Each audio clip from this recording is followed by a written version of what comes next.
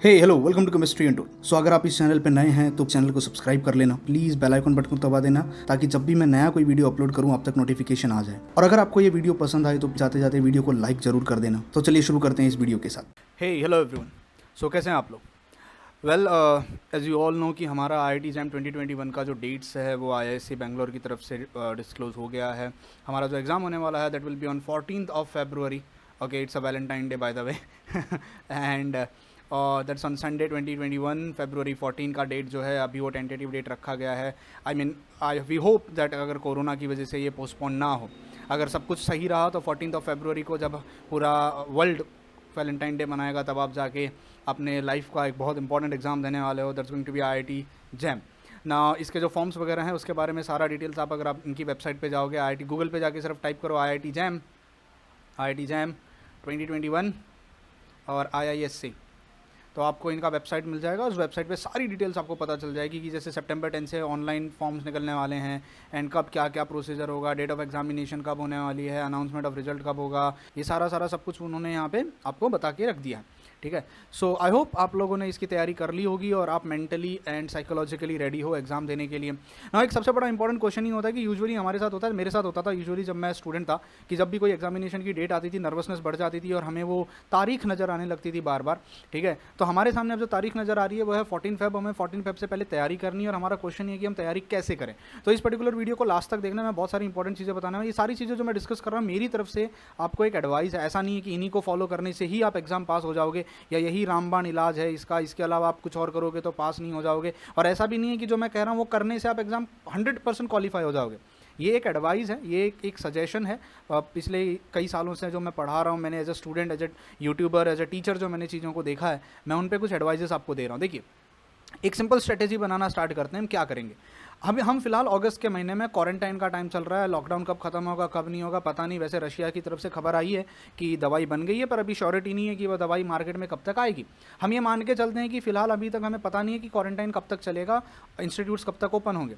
तो हम अगस्त के महीने से को हम निगलेक्ट कर देते हैं। अगर हम सितंबर से अपनी तैयारी स्टार्ट करें, 1 सितंबर से, और हम जनवरी को अपना डेडलाइन रखें कि हमें 31 जनवरी का हमारा जो डेडलाइन होगा वो हमें रखना है, तो सितंबर, अक्टूबर, नवंबर, दिसंबर, जनवरी, हमारे पास 5 महीने बचते हैं। हर महीने में हम ऑन एन एवरेज 30 दिन मान के चलते हैं, किसी किसी महीने में 31 दिन भी आएंगे, हम 30 डेज मान के चलते हैं ऑन एन एवरेज। तो हमारे पास टोटल मिला के 150 डेज बचते हैं, इन एक्सक्लूडिंग अगस्त का महीना और एक्सक्लूडिंग 14 फरवरी, फरवरी के 13 डेज। मतलब आप अगर फरवरी के 13 दिन को हटा दो और अगस्त के महीनों के जो दिन हैं उनको अगर हटा दो तो 150 दिन आपके पास बचे हुए हैं और आपको इन 150 दिन में तैयारी करनी है। करना क्या है, एक सिंपल सा आपको मैं ट्रिक बता रहा हूँ, एक सिंपल सा लॉजिक मेरी तरफ से बता रहा हूँ जो मेरी सजेशन है। ऐसा नहीं है कि हर स्टूडेंट के लिए लागू होता है। देखो, हर बीमारी की अलग दवा होती है। एक ही दवाई से आप सब बीमार को ठीक नहीं कर सकते हो। सिमिलरली एक ही तरीके से आप सब पढ़ाई नहीं कर सकते हो। ये इन जनरल आपको एक मैं रास्ता दिखा रहा हूँ कि ऐसा कुछ आप प्लान बनाओ जो आपको मदद करे। आप क्या कर सकते हो, 150 दिन आपके पास अभी बचे हुए हैं। आप क्या कर सकते हो, एक चैप्टर को 7 दिन में अगर कंप्लीट करना स्टार्ट करते हो, यानी एक हफ्ता, पूरा एक हफ्ता एक कोई टॉपिक पकड़ो और एक टॉपिक पकड़ के अगर उसको पढ़ना स्टार्ट कर देते हो तो आप 150 दिन में, मतलब जनवरी ख़त्म होते होते तक 21 चैप्टर कंप्लीट कर चुके रहोगे। ईमानदारी से अगर पढ़ाई करोगे, पूरी प्लानिंग, पूरी स्ट्रेटेजी, डेडिकेशन के साथ, अगर पेशेंस के साथ पढ़ाई करोगे तो मतलब एक चैप्टर, यानी अगर मैं कल को पढ़ाई करना स्टार्ट कर रहा हूँ, मान लीजिए कोऑर्डिनेशन केमिस्ट्री, तो कोऑर्डिनेशन केमिस्ट्री पढ़ने के लिए मेरे पास एक हफ्ता है। भाई सीधा सा फंडा है। तो मैं जो अगस्त के आपको दिन दे रहा हूँ यहाँ पे, अगस्त के आपके पास, आप जब भी मेरा ये वीडियो देख रहे हो, आई एक्सपेक्ट कि आपने ये सितंबर से पहले मेरा वीडियो देख लिया होगा। और अगर आपको ये आप पहले देख रहे हो तो प्लीज़ इसको शेयर करो ताकि ज़्यादा से ज़्यादा लोगों तक ये पहुँचे और लोग इसको समझें। ठीक है, अगस्त के जितने भी बचे हुए दिन हैं आपके पास, 10-15 दिन जितने बचे हुए हैं, वो 10-15 दिन आप प्रिपरेशन करने में लगा दो, रिसोर्स जमा करने में लगा दो, ताकि 1 सितंबर के बाद आपके पास सारी चीज़ अवेलेबल हों, आपको किसी चीज़ के लिए किसी के पास जाने की ज़रूरत ना पड़े। समझ में आया? तो आपको 21 चैप्टर, टॉप 21 चैप्टर्स को कंप्लीट करना है। अब क्वेश्चन ये उठता है, सर टॉप 21 चैप्टर हमारे क्या होंगे? अब देखो, बहुत सारे बच्चे बोलेंगे सर 7 दिन है हमारे पास, एक चैप्टर करना है, सर एक दिन में कितना घंटा पढ़ाई करें? एक दिन में सुबह पढ़ाई करें, रात को पढ़ाई करें कि दिन में पढ़ाई करें, कंटिन्यू पढ़ाई करें, लेट के पढ़ाई करें कि जाग के पढ़ाई करें, भाई ये सब क्वेश्चन का आंसर नहीं दिया जा सकता। दिस इज़ समथिंग जो आपका पर्सनल है। ये आपके लाइफस्टाइल, आप गांव से हो, शहर में हो, कहाँ पे रहते हो, लाइट आती है नहीं आती है, आप किस सिचुएशन में हो, ये आप पे डिपेंड करता है। टारगेट सिंपल सा है, 7 दिन आपको लेने हैं, 7 दिन में एक चैप्टर पूरा कंप्लीट करना है। अब उस एक चैप्टर में क्या क्या पढ़ना है, पहली बात तो चैप्टर कौन से होंगे, मैं मेन चैप्टर्स आपको बता रहा हूँ, मेन टॉपिक जो आपको करने हैं। अगर आप फिजिकल केमिस्ट्री की तैयारी कर रहे हो, अब बहुत सारे बच्चे बोलेंगे सर हमें तो फिजिकल से नफरत है, हम तो फिजिकल करेंगे नहीं। अरे आप मत करो, पूरा मत करो, पर कुछ सिलेक्टिव टॉपिक्स तो कर सकते हो। 12वीं के बाद ऐसा तो होगा ही नहीं कि आपने बिल्कुल भी फिजिकल केमिस्ट्री नहीं पढ़ी होगी। तो आप एक काम करो, solid state, chemical kinetics, electrochemistry, thermodynamics, ये कुछ ऐसे टॉपिक्स हैं जो 12th स्टैंडर्ड से ही कॉमन है हमारे पास। ये हमने 12th स्टैंडर्ड में पढ़ा है। फेज रूल हमको नया आया है ग्रेजुएशन में, स्पेक्ट्रोस्कोपी हमको नया आया है ग्रेजुएशन में, क्वांटम हमको नया आया है ग्रेजुएशन में, पर एटॉमिक स्ट्रक्चर, बोहर्स मॉडल, तो ये तो हम तो 12th स्टैंडर्ड से पढ़ते आ रहे हैं। तो फिजिकल केमिस्ट्री अगर आपको टफ लगती है, अगर आपको फिजिकल केमिस्ट्री परेशान करती है, तो आप उन टॉपिक्स को एटलीस्ट पढ़ के जाओ। जेई लेवल तक का तो पढ़ के जाओ। मैं आपको एक ऑनेस्टली एक चीज़ बता रहा हूँ कि आपका जो जेई का पैटर्न है, जेई का जो सिलेबस है और जो जैम का सिलेबस है, वो ऑलमोस्ट 60 to 70% मैच करता है, ये याद रखना। तो अगर आपने ईमानदारी से जेई लेवल तक का भी अगर आपने पढ़ाई कर लिया है, तो आप 60 to 70% आप उसकी तैयारी कर चुके हो आईआईटी जैम की। तो solid state, chemical kinetics, electrochemistry, thermodynamics, ये 4 टॉपिक फिजिकल केमिस्ट्री के तो बिल्कुल भी मत छोड़ना। फिर आता है एटॉमिक स्ट्रक्चर, क्योंकि अगर आप देखो आपके जो न्यूमेरिकल टाइप क्वेश्चंस आते हैं, एनएटी टाइप के जो क्वेश्चंस आते हैं, वो इन्हीं चैप्टर फिजिकल केमिस्ट्री की डोमिनेंट रहता है। आप न्यूमेरिकल टाइप पेपर पैटर्न अगर आपने प्रैक्टिस किया हो, कभी भी आप प्रीवियस ईयर के पेपर देखे हो, तो आपको पता चलेगा कि जो एनएटी टाइप के क्वेश्चंस होते हैं वो ज़्यादातर फिजिकल केमिस्ट्री से आते हैं, क्योंकि न्यूमेरिकल तो फिजिकल में ही बनते हैं। ठीक है, तो इन टॉपिक्स को पढ़ लो। देखो सॉलिड स्टेट बहुत सिंपल है, 12th लेवल तक का पढ़ के चले जाओ, बहुत काफ़ी होता है। केमिकल काइनेटिक्स बहुत सिंपल है, जबकि केमिकल काइनेटिक्स तो पूरा मेरे चैनल पे यूट्यूब पे अवेलेबल है, केमिस्ट्री अनटोल्ड पे ही अवेलेबल है, आप वहीं से देख सकते हो। इलेक्ट्रोकेमिस्ट्री भी बहुत हद तक मैंने बनाया हुआ है, जो एक्स्ट्रा एडवांस लेवल के टॉपिक है आप यहाँ वहाँ से जुगाड़ कर लो, यूट्यूब पे आपको यहाँ वहाँ से कहीं ना कहीं से मिल जाएगा। 12th लेवल तक का थर्मोडायनामिक्स तो मैंने पढ़ा दिया है, थोड़ा एडवांस लेवल का थर्मोडायनामिक्स आपको यहाँ वहाँ से मिल जाएगा, किसी न किसी यूट्यूब चैनल से पता चली जाएगा। ठीक है, उसके बाद इनऑर्गेनिक की अगर मैं बात करूँ तो इनऑर्गेनिक के कौन से टॉपिक, पीरियोडिक, अरे 11 से पढ़ते आ रहे हैं, केमिकल बॉन्डिंग 11-12 से पढ़ते आ रहे हैं, कोऑर्डिनेशन 11-12 से पढ़ते आ रहे हैं। कोऑर्डिनेशन थोड़ा एक्स्ट्रा फोकस करना, कोऑर्डिनेशन के क्वेश्चन काफ़ी अच्छे आते हैं और थोड़े एडवांस लेवल का कोऑर्डिनेशन पढ़ लेना। ऑर्गेनोमेटेलिक एज सच आपके सिलेबस में मेंशन नहीं किया गया है, पर ऑर्गेनोमेटेलिक्स के क्वेश्चन इनडायरेक्टली आते हैं, और ऑर्गेनोमेटेलिक डायरेक्टली और इनडायरेक्टली कोऑर्डिनेशन केमिस्ट्री से ही डील करता है, advance level of coordination chemistry कह सकते हो। एसिड बेस केमिस्ट्री हमने 11-12 स्टैंडर्ड में पढ़ा है, ये इनऑर्गेनिक का एसिड बेस है, ना कि ऑर्गेनिक का एसिड बेस है। ठीक है, Lewis theory, Arrhenius theory, Lowry Bronsted theory, वो सारा acid base chemistry, pH pOH से रिलेटेड। फिर आप बायो इनऑर्गेनिक पढ़ सकते हो। तो 7 चैप्टर्स मेन 7 चैप्टर्स मैंने यहाँ बता दिए फिजिकल के, 6 चैप्टर्स मैंने बता दिया इनऑर्गेनिक के। बात करते हैं ऑर्गेनिक की, जिसको मैं ज़्यादा डिस्कस नहीं करता हूँ। केमिस्ट्री एंड टूल पे मैंने कभी ऑर्गेनिक के बारे में ज़्यादा खुल के बात नहीं करी है, क्योंकि मैं खुद ऑर्गेनिक पसंद नहीं करता हूँ। बट हाँ, ऑर्गेनिक की अगर बात की जाए तो जनरल ऑर्गेनिक केमिस्ट्री बहुत ही इंपॉर्टेंट टॉपिक है, आपको यूट्यूब पे कहीं ना कहीं फ्री में मिल जाएगा। स्टीरियो केमिस्ट्री यस इंपॉर्टेंट है, मुझे डाउट है स्टीरियो केमिस्ट्री पूरा फ्री में मिलेगा कि नहीं मिलेगा, किसी ने बनाया होगा कि नहीं बनाया होगा, बट यह स्टीरियो केमिस्ट्री काफ़ी इंपॉर्टेंट है। नेम रिएक्शंस आप स्टार्ट कर सकते हो, मैं आपको हिंट दे सकता हूँ कि आपको बहुत जल्दी नेम रिएक्शन हमारे चैनल पे मिलना स्टार्ट हो जाएंगे। ठीक है, तो आपको नेम रिएक्शंस की आपकी टेंशन को मैं खत्म कर दूंगा, नेम रिएक्शन तो मेरे चैनल पे मिल जाएंगे। रिएक्शन मैकेनिज्म की आप तैयारी स्टार्ट कर सकते हो, एरोमेटिसिटी एंड हेट्रोसाइक्लिक केमिस्ट्री पढ़ सकते हो। एनएमआर अब आप बोलोगे सर एनएमआर आपके चैनल से पढ़ लेगा, जो मैंने यूट्यूब चैनल पे एनएमआर पढ़ाया है वो फिजिकल एस्पेक्ट में पढ़ाया है, जहाँ पे डेरिवेशंस हैं, फॉर्मूलाज है, कॉन्सेप्ट्स है। आपको एनएमआर पढ़ना है ऑर्गेनिक केमिस्ट्री का, जहाँ आपको वैल्यूज याद करनी है, मॉलिक्यूलर इलूसिडेशन करना है, मॉलिक्यूल का स्ट्रक्चर बताना है। अब देखो इनके अलावा और भी बहुत सारे टॉपिक्स हैं जो मिसलिनियस टॉपिक्स होते हैं। ठीक है, अगर ऐसे हम पूरा सिलेबस देखने स्टार्ट करें, बहुत सारे मिसलिनियस टॉपिक्स होते हैं जो आप कवर कर सकते हो, जैसे न्यूक्लियर केमिस्ट्री भी आता है, आप न्यूक्लियर केमिस्ट्री भी पढ़ सकते हो, ऐसे बहुत सारे पेरिसाइक्लिक भी पढ़ सकते हो। आपको करना ये है ना, आप फिजिकल में से आप यूं कर सकते हो कि 7 चैप्टर फिजिकल के उठा लो, 7 चैप्टर इनऑर्गेनिक के उठा लो और 7 चैप्टर ऑर्गेनिक के उठा लो, 7 7 7 21 चैप्टर्स हो गए। अब करना क्या है, सर मुझे फिजिकल नहीं पसंद है, तो ठीक है ना, फिजिकल के अगर आप यहाँ पे 5 कर रहे हो, आप 2 कम कर रहे हो, तो इनऑर्गेनिक या ऑर्गेनिक में 2 बढ़ा दो। मतलब जहाँ पर आप कम कर रहे हो उतना ही किसी और दूसरे चैप्टर में चैप्टर को बढ़ा देना, आप 21 चैप्टर से कम मत करना, ये मेरी एक रिक्वेस्ट है। 20 या 21 चैप्टर आप करके जाओ और अच्छे से प्रैक्टिस करके जाओ। अगर मेरे को ऑर्गेनिक पसंद नहीं है सर, तो ऑर्गेनिक में अगर मैं 2 ही करके जा रहा हूँ तो 5 चैप्टर इनऑर्गेनिक या ऑर्गेनिक में फिजिकल में कहीं तो बढ़ा दो, कोई और एक्स्ट्रा टॉपिक आप कर लो वहाँ पे, समझ में आ रहा है। तो this is how you can prepare. अब पढ़ना क्या है और पढ़ना कैसे है। अब देखो बहुत सारे बच्चे पूछेंगे सर ऐसी कोई बुक बता दो जिसमें सब कुछ हमें मिल जाए। भाई ग्रेजुएशन की ऐसी कोई बुक नहीं होती है, 12वीं का ज़माना चला गया, वो जेई तक होता था, एक सरकारी बुक होती थी जिसके अंदर सारा ग्रेजुएशन का कॉन्सेप्ट आता था। अब ये कॉन्सेप्ट नहीं आएगा, अब चीज़ें बदल गई हैं, आपको अलग अलग चैप्टर्स के लिए अलग अलग जगह से जमा करना पड़ेगा कंटेंट। एक बुक बता दो जिसमें सब कुछ ग्रेजुएशन के लिए होगा। इंडिया में फिलहाल तक ऐसी कोई बुक अभी हमने बनाई नहीं है जहाँ पे सिर्फ jam point of view syllabus बनाया हो। हमारे पास जो रेफरेंस बुक्स भी आती हैं ना, वो रेफरेंस बुक भी ऐसी बनती हैं जो जो एमएससी लेवल तक की होती हैं। आप अगर कोई रेफरेंस बुक्स भी रेफर कर रहे हो, जैसे आप अगर रेफर कर रहे हो पूरी शर्मा पठानिया, ठीक है, पूरी शर्मा पठानिया, तो पूरी शर्मा पठानिया का जो बुक होता है ये बुक एमएससी लेवल तक का है। तो आप अगर उसमें सॉलिड स्टेट पढ़ रहे हो तो आपको सिलेक्टिव रहना पड़ेगा कि मुझे कितना पढ़ना है कितना नहीं पढ़ना है। मुझे कैसे पता चलेगा मुझे कितना पढ़ना है मुझे कितना नहीं पढ़ना है। तो आप एक काम करो, जब आप वेबसाइट पे जाओगे ना, गूगल पे टाइप करने के बाद जब आपको वेबसाइट मिलेगी वहाँ पर आपको वाउचर मिलेगा जिसमें आपको सिलेबस मिल जाएगा।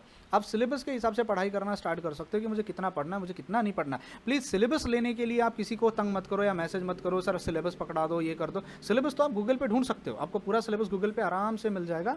वेबसाइट मैंने बता दी है, आप जाके सर्च कर सकते हो, ठीक है। आप सिलेबस के हिसाब से पढ़ाई कर सकते हो और जितना पढ़ाई करोगे उतना कम है, जितना एक्स्ट्रा पढ़ लो उतना आपके लिए भला होगा। अब अदर टॉपिक्स मैं आपसे कह रहा हूँ, अगर मान लो आपको आपके ये सारे टॉपिक्स पढ़ के हो जाते हैं, इफ़ यू आर स्मार्ट, आपके अच्छे खासे टाइम पे हो गए हैं, तो आप अदर टॉपिक्स में फोटो केमिस्ट्री थोड़ा पढ़ सकते हो, बीएड लैम्बर्ट्स लॉ वगैरह के बारे में, आइंस्टाइन लॉ के बारे में, सोल्यूशन कॉलिगेटिव्स पढ़ सकते हो। काफ़ी क्वेश्चन मैंने सोल्यूशन कॉलिगेटिव्स के देखे हैं। केमिकल एंड आयनिक इक्विलिब्रियम पढ़ सकते हो। बहुत सारे बार बच्चे बोलते हैं सर IIT JAM के सिलेबस में chemical and ionic equilibrium mention नहीं है। देखो भाई आप ग्रेजुएशन लेवल पे आ गए हो, इंटर रिलेटेड क्वेश्चंस भी तो पूछे जा सकते हैं। तो केमिकल एंड आयनिक इक्विलिब्रियम आपको नहीं करना, बहुत अच्छी बात है, पर अगर कर सकते हो तो करने में कोई बुराई नहीं है। अब देखो स्ट्रेटेजी मैं बता देता हूँ सब्जेक्ट वाइज किस टॉपिक पे क्या स्ट्रेटेजी आपको रखनी है। देखो सबसे पहली चीज़ है फिजिकल केमिस्ट्री की बात करते हैं। देखो फिजिकल केमिस्ट्री एक ऐसी ब्रांच है, एक ऐसी साइंस है जिसमें न्यूमेरिकल ज़्यादा आते हैं। आप मानो या मत मानो, इवन एक एमसीक्यू भी अगर बन रहा होगा तो वो न्यूमेरिकल टाइप का एमसीक्यू बनेगा। तो आप जब भी कोई टॉपिक पढ़ोगे तो उसकी फॉर्मूला शीट बनाना स्टार्ट कर देना पढ़ते पढ़ते, और जितना न्यूमेरिकल प्रैक्टिस कर सकते हो उतना न्यूमेरिकल प्रैक्टिस करना। अब दिमाग में एक क्वेश्चन आता है जो मैं पिछले 2 साल से ये क्वेश्चन सुन रहा हूँ, सर ऐसी कोई बुक बता दो जिसमें हमें चैप्टर वाइज न्यूमेरिकल मिल जाएँ। सर आपको भी पता है ऐसी कोई बुक होती तो अब तक वो बहुत फेमस हो गई होती थी, हर बच्चे के पास होती। ऐसी बुक्स नहीं हैं जहाँ पे चैप्टर वाइज आपको एमसीक्यू मिलें, ठीक है। सॉलिड के 50 एमसीक्यू, काइनेटिक्स के 150 एमसीक्यू, इलेक्ट्रो के 500 एमसीक्यू, ऐसी कोई बुक नहीं है। आपको करना क्या, जो जेई लेवल के टॉपिक्स हैं जो कॉमन थे, जो ग्रेजुएशन में भी आपको थे और 12th में भी थे, उनके आप जेई की बुक से एडवांस लेवल जेई मेंस और एडवांस की बुक से एमसीक्यू सॉल्व करना स्टार्ट कर दो। यकीन मानो, भरोसे के साथ कह रहा हूँ, जो टॉपिक कॉमन हैं आप अगर उनको पढ़ लो, जेई की बुक्स में से भी सॉल्व कर लो, आप मैक्सिमम क्वेश्चन अटैम्प्ट कर पाओगे, ये मेरी गारंटी है आपको, ठीक है। तो यहाँ पर आपका अप्रोच क्या रहना चाहिए फिजिकल केमिस्ट्री में? फिजिकल केमिस्ट्री में आपका अप्रोच रहना चाहिए न्यूमेरिकल बनाओ और जितना फार्मूला शीट बना सकते हो, एक पेपर पे पूरा चैप्टर कंप्लीट करो फार्मूला शीट का। इनऑर्गेनिक केमिस्ट्री की प्रॉब्लम क्या होती है, इनऑर्गेनिक केमिस्ट्री के जो क्वेश्चंस आते हैं वो लॉजिकल वाले होते हैं। मतलब आपको अगर कॉन्सेप्ट समझा है, ट्रेंड्स, ज्योमेट्री क्या होगी, हाइब्रिडाइजेशन क्या होगी, कौन सा लोन पेयर ऑफ इलेक्ट्रॉन कहाँ जाएगा, अगर एक लोन पेयर ऑफ इलेक्ट्रॉन है तो ज्योमेट्री और शेप में क्या फ़र्क होगा, आइसोमेरिज्म क्या दिखाएगा, CFT क्या दिखाएगा, VBT क्या दिखाएगा। आप यहाँ पे फार्मूलाज नहीं है, we don't have formulas in inorganic, formulas नहीं है यहाँ पे, लॉजिकल रीजनिंग है। जितना आप इनका डायग्रामेटिक आप बनाओगे, डायग्रामेटिक कंपेरेटिव स्टडी जिसको हम कहते हैं कंपैरेटिव स्टडी आप करोगे कि डाउन द ग्रुप क्या होता है, अलॉन्ग द पीरियड क्या होता है, तो वो सारी चीज़ें आपको इनऑर्गेनिक केमिस्ट्री में मदद करेंगी क्वेश्चंस को टैकल करने में। ऑर्गेनिक केमिस्ट्री का मैं अप्रोच बताता हूँ। मैं खुद ऑर्गेनिक केमिस्ट्री से परेशान हूँ, बट हाँ मैंने MSc करी है तो MSc में मुझे ऑर्गेनिक था। मैं कैसे ऑर्गेनिक को टैकल करता हूँ, सिंपल सा फंडा है, रिटन प्रैक्टिस। ऑर्गेनिक केमिस्ट्री एक ऐसी साइंस है जिसको जितना तुम, ये ऑर्गेनिक कंपाउंड की तरह वॉलेटाइल है, आपने पढ़ा, समझ में आया, बहुत आसान लगता है, अरे वाह हम साइंटिस्ट ऐसा फील करते हैं, बट अगर 5 दिन के बाद मैं वही रिएक्शन आपको लिखने के लिए कहूँगा तो आप भूल जाओगे। तो सिंपल सा फंडा है, जब ऑर्गेनिक केमिस्ट्री पढ़ने बैठो, रद्दी के बहुत सारे पेपर लेके बैठ लेना और पेन पेंसिल लेके बैठ लेना, जो पढ़ोगे उसको लिखो, जो पढ़ रहे हो उसको लिखो। अगर एक डायग्राम भी पढ़े हो नेप्थलीन का तो डायग्राम भी ड्रॉ करो। ओवर कॉन्फिडेंस में मत आना कि नहीं देख के मुझे समझ में आ गया तो मुझसे हो जाएगा। जितना ऑर्गेनिक लिख लिख कर प्रैक्टिस करोगे उतनी ऑर्गेनिक आपके दिमाग में प्रिंट होगी। दूसरा, मल्टीपल रिवीजन। मैंने आज नेम रिएक्शन पढ़ लिया, मुझे समझ में आ गया, बड़ा आसान था। पिनाकोल रिएक्शन बड़ा आसान था, मेरे को समझ में आ गया सर, आज समझ गया, पर 5 दिन के बाद शायद भूल सकते हो। तो कीप रिवाइजिंग, अपना शेड्यूल ऐसा बनाओ, अपना टाइम टेबल ऐसा बनाओ। टाइम टेबल अब आप बनाओगे, वो मैं नहीं बना के देने वाला, क्योंकि हर 1 लाख से ज़्यादा बच्चे हैं, हर स्टूडेंट का अपना अपना शेड्यूल है, अपना अपना कंडीशन है, तो मैं एक जनरल टाइम टेबल नहीं बना सकता किसी के लिए, वो आप बनाओ। बस याद रखना कि 1 हफ्ते में 1 चैप्टर कंप्लीट खत्म, फुल स्टॉप लग जाना चाहिए उसके पीछे। और ऐसा शेड्यूल बनाते रहो कि उसको रिवीजन, आप उसका रिवाइज भी कर रहे हो दिन में, क्योंकि आपके पास दिन में 24 घंटे होते हैं। अब 24 घंटे तो आप पढ़ोगे नहीं, तो 24 घंटे को ऐसे बाइफर्केट करना कि एटलीस्ट 3 घंटे जो है आप वो रिवीजन के लिए दे रहे हो। 1 घंटा फिजिकल दे रहे हो, 1 घंटा इनऑर्गेनिक दे रहे हो, तो 1 घंटा ऑर्गेनिक दे रहे हो, और बाकी के आपके पास जो बचे हुए हैं खाने पीने, सोने, कॉलेज आने जाने में, आप उसको पढ़ाई करने में यूज़ कर सकते हो। ठीक है, आगे बढ़ते हैं। अगला क्वेश्चन है कि 7 दिन में हम क्या क्या करें। मतलब मान लो अगर मैंने कोई टॉपिक पकड़ लिया, मान लेते हैं सॉलिड स्टेट। अब मुझे ये 7 दिन में सॉलिड स्टेट्स के क्या क्या करना है। सबसे पहला काम सुनना स्टार्ट करो, लिसन। मतलब जाओ यूट्यूब पे ढूंढो, किसी ने यूट्यूब पे पूरा सॉलिड स्टेट पढ़ाया है क्या। तो अगर यूट्यूब पे आपको मिल जाता है तो समझ लीजिए आपका काम आधा वहीं ख़त्म हो गया, क्योंकि कोई आपको प्रॉपर गाइडेंस वहाँ पे मिल जाएगी।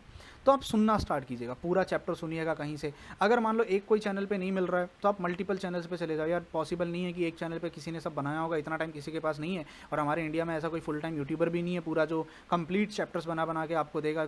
Obviously everyone is doing the job, या तो PhD कर रहे हैं या यहाँ वहाँ पे लगे हुए हैं, तो वो पार्ट टाइम सब कर रहे हैं। ठीक है, कोचिंग क्लासेस के जो यूट्यूब चैनल्स हैं वहाँ पर भी आपको कंप्लीट नहीं मिलेगा, वहाँ पर भी आपको पार्शियल मिलेगा। तो यहाँ वहाँ से कहीं से आपको मिल सकता है, तो आप यहाँ से इसका जुगाड़ कर लीजिएगा। आप सबसे पहले सुनना स्टार्ट कीजिए। अगर सुनने का ऑप्शन मिल जाता है तो आपकी आधी कहानी वहीं खत्म हो जाती है, क्योंकि सब सारा वहाँ पे गाइडेंस मिल जाएगा उस टॉपिक से रिलेटेड। पर ये सारा काम आप पूरे टॉपिक्स को 2 दिन में या 3 दिन में सुन के ख़त्म कीजिएगा। ऐसा नहीं होना चाहिए कि मैं आज एक चैप्टर देखूंगा, कल एक चैप्टर देखूंगा, परसों पूरा एक सीज़न देखूंगा। नहीं, फटाफट 1.5x की स्पीड पे, 1.2x की स्पीड पे लगा के देखो और फटाफट सुनो, कॉन्सेप्ट क्लियर करो। बिकॉज आपको एग्जाम पॉइंट ऑफ व्यू पढ़ाई करनी है, आपको साइंटिस्ट नहीं बनना है। ठीक है, अभी साइंटिस्ट बनने मत बैठना कि ये क्यों आया, किधर से आया, कैसे आया, किस लिए आया। बिकॉज अभी डू और डाई वाली सिचुएशन है, 150 दिन बचे हुए हैं और हमको 21 चैप्टर कंप्लीट करने हैं। उसके बाद आप रीड कीजिएगा। रीड कहाँ से करें सर, क्या हम अभी रेफरेंस बुक्स उठाएं क्या। देखो मैं ऑनेस्टली सलाह दूंगा, एग्जाम की अगर तैयारी कर रहे हो तो रेफरेंस बुक्स ना ही उठाओ तो आपके लिए भला होगा। क्योंकि रेफरेंस बुक अगर पढ़ने बैठोगे तो आपका दिमाग ख़राब हो जाएगा, माथा ख़राब हो जाएगा, अनवांटेड चीज़ें आपको बहुत सारी मिलेंगी। इससे बेटर है किसी के अगर कोचिंग क्लास का नोट्स मिल जाता है, कोचिंग क्लास का नोट्स जो एग्ज़ाम पॉइंट ऑफ व्यू बनाया होता है, तो यार बेहतरीन हो जाएगा। या अगर किसी का शॉर्ट रिवीजन नोट्स मिल जाता है, आप उससे पढ़ लो तो बेहतरीन हो जाएगा। या आपकी यूनिवर्सिटी की टेक्स्ट बुक्स, आपकी जो यूनिवर्सिटी की टेक्स्ट बुक है, भाई आप यूनिवर्सिटी में एग्जाम दे रहे हो तो कुछ तो बुक्स होंगी आपके पास, ऐसा तो है नहीं कि हमारे पास बुक ही नहीं है। आप उन बुक्स से भी पढ़ लो ना, तो भी बहुत काफ़ी हो जाएगा। या आप क्या कर सकते हो, जेई की बुक्स उठा सकते हो, जेई की बुक्स में से पढ़ना स्टार्ट कर सकते हो, वो टॉपिक जो आपको जेई में कॉमन थे। ठीक है, तो आप रीडिंग करोगे, फिर आप बना लोगे नोट्स। नोट्स कैसे बनाएंगे सर, अब भाई देखो आपको नोबेल प्राइज़ के लिए आपको बुक नहीं बनानी है, 2 पन्ने के अंदर 2 पेजेस के अंदर नोट्स बना के ख़त्म करो। लास्ट मोमेंट रिवीजन नोट्स का मतलब समझते हो, 2 पेज के अंदर अब देखो फिजिकल केमिस्ट्री का तो चलो पॉसिबल है सर, फिजिकल केमिस्ट्री का 1 पेज में सारे फॉर्मूले आ जाएंगे, पर इनऑर्गेनिक केमिस्ट्री का और ऑर्गेनिक केमिस्ट्री का 1 पेज में नहीं होगा, तो इसको 3-4 पेज लग सकते हैं। लेकिन उतना ही लिखना जितना की ज़रूरत है, जितना आपको याद नहीं रहता है। जो चीज़ याद रहती है, डेफिनेशन, ये सब कोशिश करो लिखते समय डायग्रामेटिक ज़्यादा बनाओ, डायग्रामेटिक। ठीक है, जितना डायग्रामेटिक आप नोट्स बनाओगे उतना ज़्यादा देखकर याद करना आपके लिए बहुत आसान हो जाएगा। ठीक है, तो प्लीज़ ये चीज़ याद रखना। उसके बाद आपके अगर एक बार नोट्स रेडी हो गए, आपने पढ़ के हो गया, आपने सुन लिया है, आपका कंटेंट तैयार हो गया है, अब आपको करना क्या है, अब आप MCQ प्रैक्टिस करने चलोगे। या तो MCQ या तो न्यूमेरिकल टाइप, डिपेंडिंग अपन ऑर्गेनिक इनऑर्गेनिक फिजिकल क्या कर रहे हो। MCQ एक चैप्टर के कम से कम, मैं तो कहूँगा 100 MCQ तो कम से कम प्रैक्टिस करो। सर MCQ मिलेंगे कहाँ से, हाँ ये बड़ा क्वेश्चन है कि MCQ कहाँ से मिलेंगे। देखो इसके लिए आपके पास 2 जुगाड़ मैं बता सकता हूँ। या तो किसी कोचिंग क्लास का मटेरियल ले लो, ठीक है, कोचिंग क्लास का अगर कहीं से मटेरियल मिल जाता है, क्योंकि वो लोगों ने पूरा टाइम और पैसा इन्वेस्ट किया होता है नोट्स बनाने में, तो वहाँ पर आपको MCQ मिल जाएंगे। या तो मैं कहूँगा जेई के जो नोट्स आपके पास होते होंगे, जो कॉमन चैप्टर्स हैं जो जेई में कॉमन थे, उनको आप जेई की प्रिपेयर कर सकते हो। या तो मैं कहूँगा कोई मार्केट में अगर आपको कहीं नोट्स मिलते हों किसी कंपनी के, अब मैं नाम नहीं लेना चाहता, ना ही मैं किसी की ब्रांडाइजिंग करना चाहता हूँ, आप गूगल पे सर्च करो, यहाँ वहाँ दोस्तों से किसी से पूछो, आपको पता चल जाएगा। अगर कोई नोट्स मार्केट में अवेलेबल हैं जहाँ पे सिर्फ MCQ मिलते हों, नेट न्यूमेरिकल टाइप क्वेश्चन मिलते हों, तो आप वहाँ से प्रैक्टिस प्रैक्टिस कर सकते हो। इसके बाद आप प्रीवियस ईयर क्वेश्चंस को प्रैक्टिस करोगे।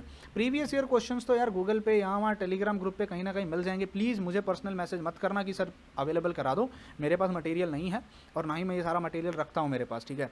तो मेरी कोई कोचिंग क्लासेस नहीं है कि मैं सारा मटेरियल प्रोवाइड करूं किसी को, मैं तो बस पार्ट टाइम में यूट्यूब पे वीडियोस बनाता हूं। तो आप प्रीवियस ईयर क्वेश्चंस की प्रैक्टिस करो, एटलीस्ट 5 साल के प्रीवियस ईयर के पेपर्स आप एनालाइज करो, तो आपको आइडिया आएगा कि उस चैप्टर में से कैसे क्वेश्चंस आते हैं। और इस तरीके से आप अपने 7 दिन एक चैप्टर के पीछे, याद रखना हर हफ्ता एक युद्ध का मैदान होगा जिसमें नया दुश्मन आएगा। पहले हफ्ते में आप क्या ले रहे हो, दूसरे हफ्ते में क्या ले रहे हो, आप डिसाइड करो। पहले किससे शुरुआत करें, बाद में किससे शुरुआत करें, वो आप डिसाइड करो। वो मैं नहीं कह सकता कि फिजिकल से करो, भाई किसी को पसंद है किसी को पसंद नहीं है, दैट्स योर पर्सनल चॉइस। इसमें मैं अपनी तरफ से कुछ ऐड नहीं करूँगा क्योंकि ये आप डिसाइड करने वाले हो, ठीक है। ये स्टूडेंट टू स्टूडेंट वेरी कर सकता है। मेरे पास कोई रामबाण बुट्टी नहीं है या कोई आयुर्वेदिक मेडिसिन नहीं है कि मैं तुमको बता दूँ और उससे तुम IIT JAM क्वालिफाई कर लोगे। That at the end of the day depend तुम कितनी मेहनत से वहाँ पे पढ़ाई कर रहे हो, ठीक है। अगला एक क्वेश्चन आता है कि सर क्या करें, सेल्फ स्टडी करें, ऑनलाइन प्लेटफॉर्म से जुड़ जाएं कि ऑफलाइन प्लेटफॉर्म से जुड़ जाएं। देखो ऑनेस्टली बता रहा हूँ, ऑफलाइन प्लेटफॉर्म से जुड़ने का तो अब सवाल ही नहीं उठता, क्योंकि जिस तरीके से कोरोना फैल रहा है, महीने में दिन के 60,000 70,000 केसेस इस तरीके से रिपोर्ट किए जा रहे हैं, 60-65 हम पहुँच गए। उस तरीके से मुझे लग रहा तो नहीं है कि बहुत जल्दी ऑफलाइन प्लेटफॉर्म कहीं पर ओपन होंगे, और अगर ओपन हो भी गए गलती से तो हम जाने से डरेंगे, फिर वही सिक्योरिटी रिस्क आ जाती है, हेल्थ रिस्क आ जाती है, आप कोचिंग क्लासेस को परमिशन मिलेगी कि नहीं मिलेगी। तो आपके पास 2 ऑप्शन है, या तो आप सेल्फ स्टडी करके पढ़ाई कर लो, या तो आप ऑनलाइन किसी प्लेटफॉर्म के साथ जुड़ जाओ। मैं पर्सनल चॉइस मेरी, अगर मुझसे पूछो ऑनेस्टली, अगर आप एक ओपन माइंडेड में अगर बोलूं तो मैं कहूँगा यार self study is the best study.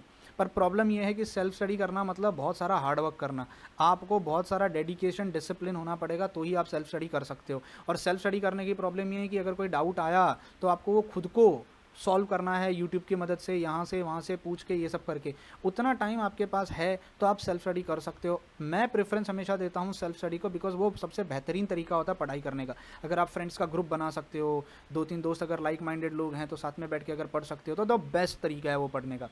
अगर नहीं कर सकते तो इस सिचुएशन में ऑनलाइन प्लेटफॉर्म के साथ जुड़ना सबसे समझदारी वाला काम होगा, अगर आप ऑनलाइन प्लेटफॉर्म जुड़ जाते हो। अब ऑनलाइन प्लेटफॉर्म दुनिया भर के हैं, मुझे कहने की ज़रूरत नहीं है। आप अगर गूगल पे जाके सर्च करो, 90% यूट्यूब चैनल जो हैं, 90% यूट्यूब चैनल्स उनका खुद का अपना अपना एप्लीकेशन है। इंडिया में और भी बहुत सारे बड़े बड़े प्लेटफॉर्म्स हैं जहाँ पे आप जुड़ सकते हो। मैं खुद एक ऐसे प्लेटफॉर्म पे पढ़ाता हूँ जहाँ पे मेरे एक एज ए जॉब में वहाँ पे काम करता हूँ, एंड दैट्स अनअकैडमी, ठीक है। तो आप जहाँ पर भी आप जुड़ना चाहो, मैं किसी को नहीं कहूँगा कि ये अच्छा है वो अच्छा है, that's your personal choice. At the end of the day आपकी फाइनेंशियल कैपेबिलिटी कितनी है, आप कितना अफोर्ड कर सकते हो, नहीं कर सकते हो, इट्स योर विश। फिर भी मैं कहूँगा अगर आप सेल्फ स्टडी करने की काबिलियत रखते हो, अगर आप कर पाते हो, अगर आपको पता है हाँ मैं कर सकता हूँ, मैं 7 दिन में एक चैप्टर कंप्लीट कर सकता हूँ, मैं दिन में बैठ के बहुत मेहनत कर सकता हूँ, अगर मेरे को कोई डाउट आएगा तो मैं उसको पता कर सकता हूँ, यहाँ वहाँ से गूगल का यूज़ करके या यूट्यूब का यूज़ करके मैं उसका आंसर्स निकाल सकता हूँ, तो मैं कहूँगा सेल्फ स्टडी से बेहतरीन कोई और स्टडी नहीं होगी, ठीक है। पर अगर ऑनलाइन पे जाना पड़े तो मैं कहूँगा वो स्मार्ट वर्क है। ऑनलाइन में डाला हुआ पैसा, इन्वेस्ट किया हुआ पैसा आपका बर्बाद नहीं जाएगा, कुछ ना कुछ नया सीख ही लोगे, फिर वो कोई भी प्लेटफॉर्म हो, कोई भी एक गाइडेंस तो आपको मिल जाएगी, ठीक है। तो एक ये क्वेश्चन का मैंने आंसर दे दिया। मैंने ना एक वीडियो बनाया था जिसमें मैंने बताया था कि एज अ स्टूडेंट जब आप पढ़ते हो तो आपके पास क्या क्या होना ज़रूरी है। आप जब मेरे YouTube चैनल पे जाओगे, अगर आप उसको देखोगे, उसका लिंक मैं आपको डिस्क्रिप्शन बॉक्स में दे दूंगा, आप ज़रा उस लिंक को ज़रूर देखना, तो आपको समझ में आएगा कि जब हमें सेल्फ स्टडी अगर करनी है तो हमें किस किस चीज़ की ज़रूरत पड़ती है। सेल्फ स्टडी करते समय जब हम खुद घर पे बैठ के क्वारंटाइन के टाइम पे हम पढ़ रहे हैं तो हमें किस किस चीज़ की ज़रूरत पड़ती है। अब मैं एक और चीज़ आपको बता दूं, बहुत सारा लोग डराते हैं, बहुत सारा डर फैलाया हुआ है कि IIT JAM का एग्ज़ाम बहुत टफ होता है। हाँ मैं मानता हूँ टफ़ है, टफ़ नहीं है, कॉम्पिटिशन बहुत ज़्यादा है, सीट्स कम हैं, लोग ज़्यादा हैं, बच्चे बहुत ज़्यादा हैं, सीट्स कम मिलती हैं। बट आप एक चीज़ को समझो, आपने अगर जैम के लिए तैयारी कर ली, अगर आपने जैम के लिए पढ़ाई कर ली, आप इससे कितने और एग्ज़ाम दे पाओगे। बनारस हिंदू यूनिवर्सिटी का एग्ज़ाम दे पाओगे, सेंट्रल यूनिवर्सिटी का एग्ज़ाम दे पाओगे, उसके बाद में आप अगर चाहो तो दिल्ली यूनिवर्सिटी का एग्ज़ाम दे पाओगे, या अदर कोई यूनिवर्सिटी का अगर MSc एग्ज़ाम होता है किसी भी और यूनिवर्सिटी का, आप उसका एग्ज़ाम दे पाओगे। ये भी नहीं कर पाए, मान लो आप में कुछ भी नहीं कर पाया इसके बाद, तो आप एटलीस्ट नेट की तैयारी कर लोगे। देखो एक चीज़ समझने की कोशिश करना, जेई और जैम के बीच का जो रिलेशन था वो 60 to 70% सिलेबस सेम होता है। तो अगर आपने जेई ईमानदारी से पढ़ा होगा तो जैम आपके लिए बहुत आसान चला जाएगा, क्योंकि 60 to 70% सिलेबस सेम है। पर मान लो अगर गलती से आप जैम में क्वालिफाई नहीं हुए, आप BHU नहीं जा पाए, CU सेट नहीं जा पाए, दिल्ली यूनिवर्सिटी नहीं जा पाए, कहीं नहीं जा पाए, आपको अपने डिस्ट्रिक्ट के स्टेट के यूनिवर्सिटी से एमएससी करनी पड़ी तो भी हार मत मानना। अगर आपने जैम की तैयारी करी है, वो तैयारी आपको नेट और गेट में ज़रूर मदद करेगी, क्योंकि नेट और गेट का ऑलमोस्ट 60 to 70% फिर से सिलेबस जो है 60 to 70% सिलेबस जैम के साथ मैच करता है। तो आज जो आप मेहनत करोगे, आपको मे भी शायद यहाँ अगर किसी में क्वालिफिकेशन नहीं हो पाता या क्वालिफाई नहीं कर पाते हो, नहीं मिल पाती आईआईटी एनआईटी या कुछ भी नहीं मिल पाता है, तो आपकी की गई मेहनत आपको नेट में और गेट में ज़रूर मदद करेगी। तो दिल उदास मत करना, ये सोच के मत करना कि सर मेरा तो क्वालिफिकेशन होने से रहा, मैं तो क्वालिफाई करूँगा नहीं तो मैं पढ़ाई करके क्या करूँ। आप यूँ समझ सकते हो कि आप जैम के थ्रू एक मतलब कहते हैं ना, एक तीर से आप दो निशाने कर रहे हो। जैम की पढ़ाई करके अगर ये हो गया तो सोने पे सुहागा, अगर नहीं हुआ तो एटलीस्ट नेट और गेट की आधी पढ़ाई तो हमारी यहीं ख़त्म हो जाएगी। तो फिर जब आप एमएससी में जाओगे तो आपको नेट और गेट के लिए ज़्यादा एफर्ट डालना नहीं पड़ेगा। तो मैं उम्मीद करता हूँ मैं बहुत सारे क्वेश्चंस के आपके आंसर दे पाया। अगर आपके दिमाग में और कोई क्वेश्चंस हैं, और प्लीज़ वैलिड क्वेश्चंस रखना, थोड़े लॉजिकल वैलिड, मैं दिन में कितना घंटा पढ़ूँ, मैं रात में पढ़ूँ कि सुबह पढ़ूँ, ऐसे क्वेश्चंस नहीं होने चाहिए। एक कोई बुक बता दो जिसमें सब मिल जाए, एक कोई बुक बता दो जिसमें सारे एमसीक्यू मिले, सर ऐसी कोई बुक बता दो जिससे पढ़ के मैं आईआईटी में चले जाऊँ, ऐसा क्वेश्चन नहीं। कुछ अगर वैलिड क्वेश्चन आपके पास हैं तो आप कमेंट बॉक्स में कमेंट ज़रूर करना, ठीक है। मैं हर कमेंट को पढ़ता हूँ, मैं आपको बता दूँ, ट्रस्ट मी, मैं हर कमेंट पढ़ता हूँ, मैं रिप्लाई करूँ या ना करूँ पर मैं हर कमेंट पढ़ता हूँ। अगर मुझे कोई क्वेश्चन अच्छा लगेगा, मैं उन सिलेक्टेड क्वेश्चंस को लेके अगले 15 से 20 दिन के अंदर एक और वीडियो बना दूंगा जिसमें आपकी लॉजिकल और वैलिड और अच्छे क्वेश्चंस का मैं रिप्लाई करूँगा, ठीक है। Till then bye bye, take care, God bless you all. And हाँ, अगर आपको इस वीडियो से थोड़ी गाइडेंस मिली हो, कुछ दिमाग में आया हो, तो आप प्लीज़ फ्रेंड्स के साथ शेयर करो। टारगेट आपके पास अब इतना है, अगस्त का पूरा महीना आप यूटिलाइज़ करोगे सामान जमा करने में और जनवरी तक पढ़ोगे, और फरवरी का जो 13 दिन आपके पास बचेगा उसमें आप सिर्फ रिवीजन करोगे, मस्ती करोगे, खाओगे पियोगे और घूमोगे। वहाँ आपको पढ़ाई का टेंशन नहीं लेना है। अब कुछ को पूछेंगे क्या सर हम 150 दिन में 5 महीने में जैम कर सकते हैं? ये एक बहुत बड़ा क्वेश्चन जो लोगों के दिमाग में आता है, तो मैं उसका सिर्फ एक ही आंसर दूंगा, yes we can. Till then, bye bye, take care, God bless you all.